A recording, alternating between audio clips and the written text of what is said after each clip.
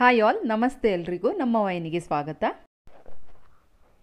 ನೀವು ಯಾವುದೇ ರೆಸಿಪಿಗಳನ್ನು ಯೂಟ್ಯೂಬಲ್ಲಿ, ಫೇಸ್ಬುಕ್ಕಲ್ಲಿ ಎಲ್ಲೇ ನೋಡ್ತಿರ್ಬೋದು. ಆದರೆ ಎಲ್ಲ ನಿಮಗೆ ರೆಸಿಪಿ ಹೇಳಿಕೊಡೋರು ಯೂಸ್ ಮಾಡೋದು ಅಳತೆಗೆ ಒಂದೇ ವರ್ಡ್, 1 ಕಪ್ಪಷ್ಟು, ಅರ್ಧ ಕಪ್ಪಷ್ಟು, 1 ಟೇಬಲ್ ಸ್ಪೂನಷ್ಟು, 1 ಟೀ ಸ್ಪೂನಷ್ಟು ಹೀಗೆ ಹೇಳ್ತಾನೆ ಇರ್ತಾರೆ. ಎಲ್ಲರ ಹತ್ರನೂ ಮೆಜರಿಂಗ್ ಕಪ್ ಇರಲ್ಲ. ನಿಮಗೆ ಈ 1 ಕಪ್ ಅಂದರೆ ಎಷ್ಟು ಅಳತೆ ಬರುತ್ತೆ, ಅರ್ಧ ಕಪ್ ಅಂದರೆ ಎಷ್ಟು ಬರುತ್ತೆ, ಹಾಗೆ 1 ಟೇಬಲ್ ಸ್ಪೂನ್ ಅಂದರೆ ಯಾವ ಕ್ವಾಂಟಿಟಿಯಲ್ಲಿ ಇರುತ್ತೆ ಅಂದ್ಕೊಂಡು ನಾನಿವತ್ತು ಹೇಳ್ತೀನಿ.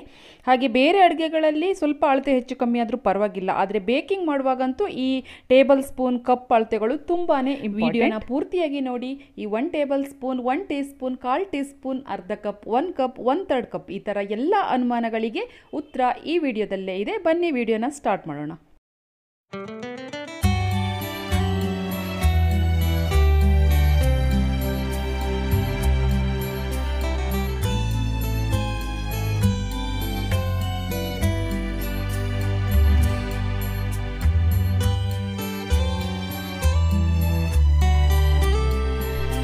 ಈ ಥರ ಒಂದು ಮೆಜರಿಂಗ್ ಸೆಟ್ಟಲ್ಲಿ 4 ಕಪ್ಗಳನ್ನು ಕಪ್ ಮೆಜರ್ಮೆಂಟ್ಗಂತ ಕೊಟ್ಟಿರ್ತಾರೆ, ಹಾಗೂ 4 ಸ್ಪೂನ್ಗಳನ್ನು ಸ್ಪೂನ್ ಮೆಜರ್ಮೆಂಟ್ಗಂತ ಕೊಟ್ಟಿರ್ತಾರೆ.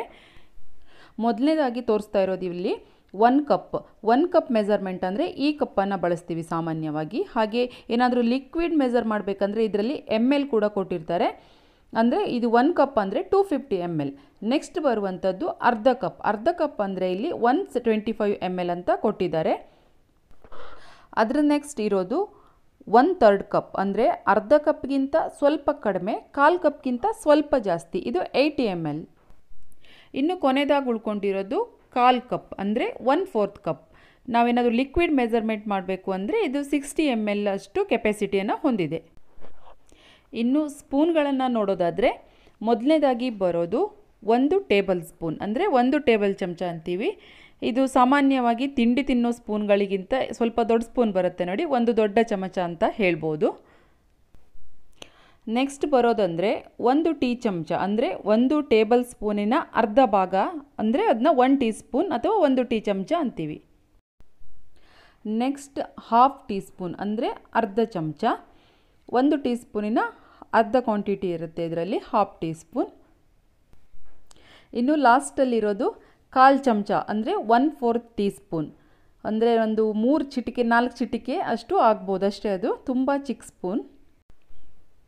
ಈಗ ನಾನಿಲ್ಲಿ 1 ಕಪ್ಪಷ್ಟು ಅಕ್ಕಿ ಎಷ್ಟು ಕ್ವಾಂಟಿಟಿಯಲ್ಲಿ ಇರುತ್ತೆ ಅಂತ ತೋರಿಸ್ತಾ ಇದ್ದೀನಿ. ನೋಡ್ಬೋದು ಇಲ್ಲಿ 1 ಕಪ್ ರೈಸ್ ಅಂದರೆ ಇಷ್ಟು ಕ್ವಾಂಟಿಟಿಯಲ್ಲಿರುತ್ತೆ. ಅದೇ ನಾವು ಹಿಟ್ಟುಗಳನ್ನು ಅಳತೆ ಮಾಡಿದವಾಗ, ಉದಾಹರಣೆಗೆ ಮೈದಾ ಹಿಟ್ಟು, ಗೋಧಿ ಹಿಟ್ಟನ್ನೆಲ್ಲ ಮೆಜರ್ ಮಾಡಿದವಾಗ ಇನ್ನೂ ಜಾಸ್ತಿಯಾಗಿ ಕಾಣಿಸುತ್ತೆ ನಮಗದು, ಯಾಕಂದರೆ ಹಿಟ್ಟು ತುಂಬ ಲೈಟ್ ವೆಯ್ಟ್ ಇರುತ್ತಲ್ವ ಅದಕ್ಕೆ.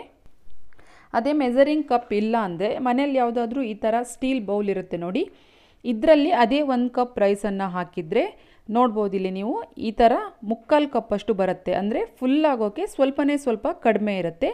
ಈ ಥರ ಕಪ್ಗಳನ್ನು ಯೂಸ್ ಮಾಡ್ಕೊಂಡು ನಾವು 1 ಕಪ್ಪಷ್ಟು ಅಳತೆನ ಮಾಡ್ಕೋಬೋದು.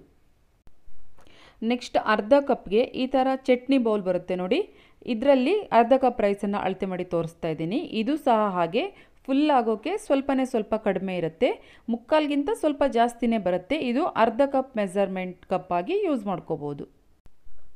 ಇನ್ನು ಇದೇ ಬೌಲ್ಗಳನ್ನು ಉಪಯೋಗಿಸ್ಕೊಂಡು 1/4 ಕಪ್ಪಷ್ಟು ಹಾಗೆ 1/3 ಕಪ್ ಅಳತೆನ ಸಾಮಗ್ರಿಗಳನ್ನು ಅಳತೆ ಮಾಡ್ಕೋಬೋದು. ನೆಕ್ಸ್ಟ್ ಈ ಸ್ಪೂನ್ಗಳಲ್ಲಿ ಯಾವ ಕ್ವಾಂಟಿಟಿಯಲ್ಲಿ ಎಷ್ಟೆಷ್ಟು ಬರುತ್ತೆ ಅಂತ ನೋಡೋಣ. 1 ಟೇಬಲ್ ಸ್ಪೂನು, ಟೀ ಸ್ಪೂನ್ಗೆ ಏನೇನು ವ್ಯತ್ಯಾಸ ಇದೆ ಅಂತ ನೋಡೋಣ. ನಾನು ಈ ಸ್ಪೂನ್ ಅಳತೆಗಳಲ್ಲಿ ಇರೋದನ್ನು ಉಪ್ಪನ್ನು ಅಳತೆ ಮಾಡಿ ತೋರಿಸ್ತಾ ಇದ್ದೀನಿ.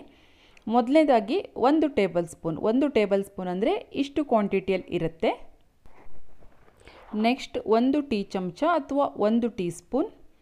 ಅದರ ನೆಕ್ಸ್ಟ್ ಬರೋದು ಅರ್ಧ ಟೀ ಚಮಚ, ಹಾಗೆ ಕೊನೆಯದಾಗಿರೋದು 1/4 ಚಮಚ.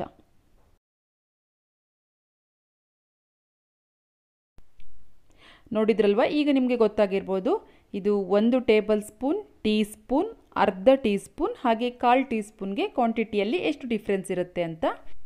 ಹಾಗೆ 2 ಟೀ ಚಮಚ ಅಂದರೆ 1 ಟೇಬಲ್ ಸ್ಪೂನ್.